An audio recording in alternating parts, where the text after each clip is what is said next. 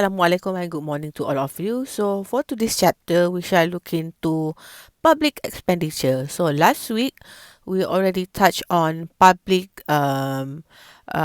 revenue, which is kita kata hasil kerajaan. So mostly kita tengok tentang taxation administration in Malaysia. So untuk hari ini kita akan tengok public expenditure, iaitu perbelanjaan kerajaan.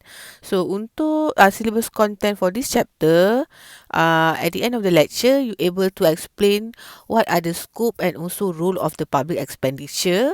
Lepas tu kita akan tengok what are the reasons for public expenditure, and followed by the principle of public expenditure. And last kali kita akan tengoklah what are the types of public expenditure in Malaysia, and last but not least kita akan tengok budgetary process in Malaysia.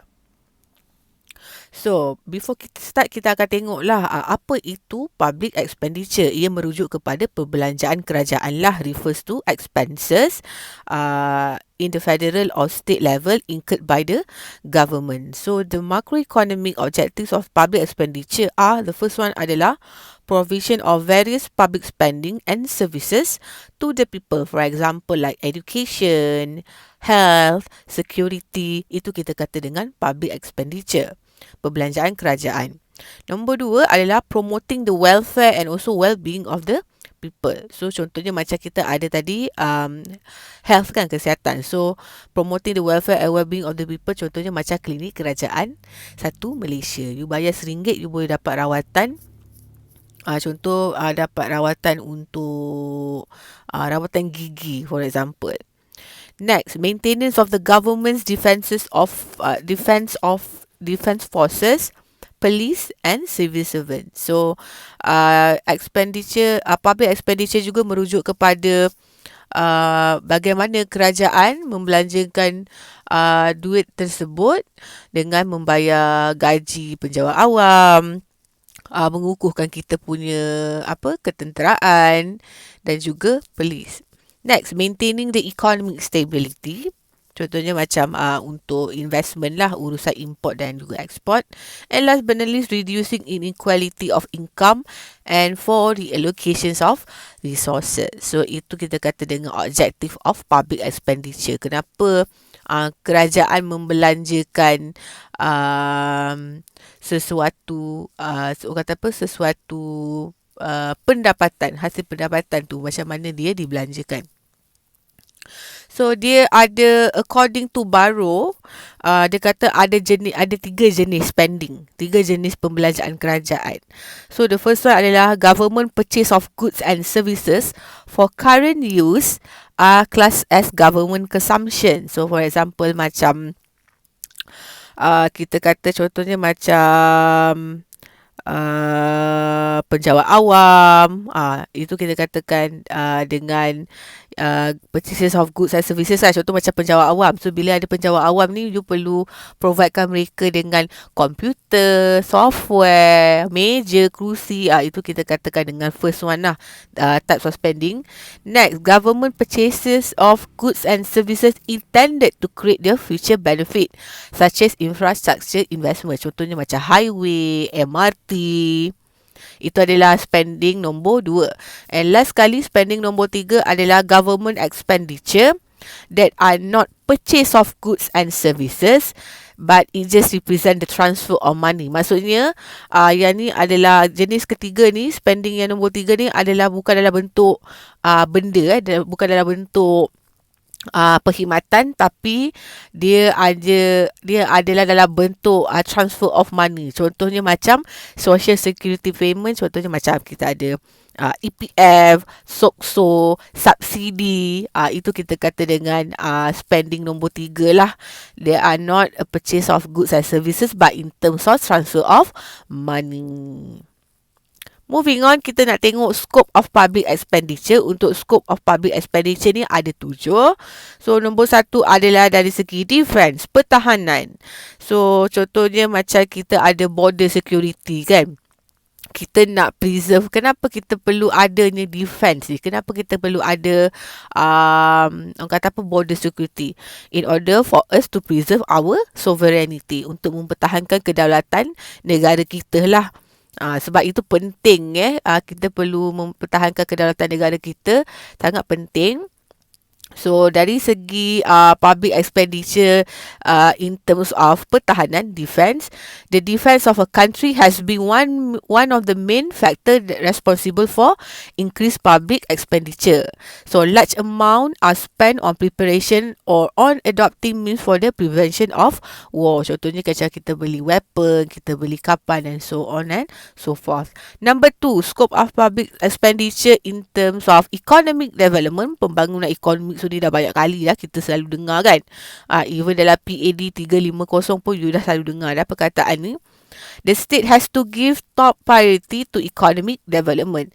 Economic development is a costly affair. Lot of money has been to spend on economic development, such as kita buat highway, kita buat orang kata apa, MRT, pembangunan ekonomi lah tu. Lepas tu investment, import, export.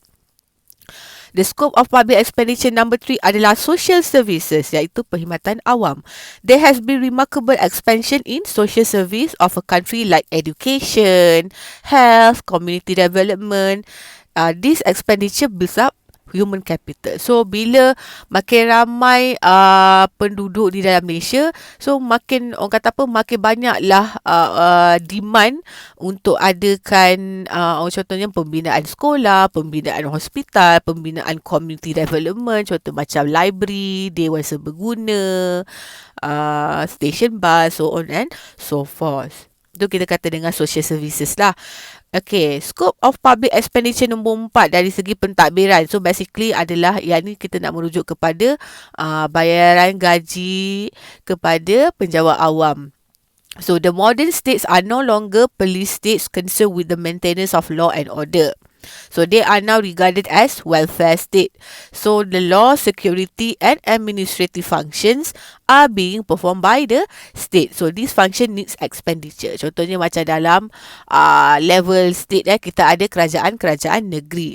So dengan administration ni, public expenditure kita boleh relatekan dengan macam mana kita bayar gaji the policy maker, kita bayar gaji menteri besar, kita bayar gaji adun.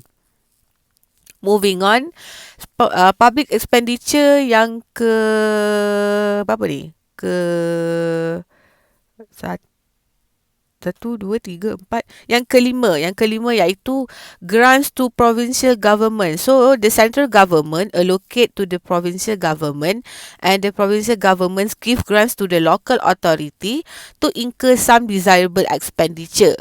For example, like federal government in Malaysia allocates expenditure to the local government for maintenance and road work. So basically salah satu skop pembelanjaan kerajaan merujuk kepada grants to provincial government. Maksudnya ini kita kata daripada federal level, dia bagi sejumlah peruntukan duit kepada local government untuk kerja-kerja pembaikan lah, pembaikan jalan, pembaikan orang kata apa, prasarana dalam sesebuah kawasan. Contoh kita ada di BKL, kita ada majlis pembandaran, kita ada majlis daerah, so on and so forth.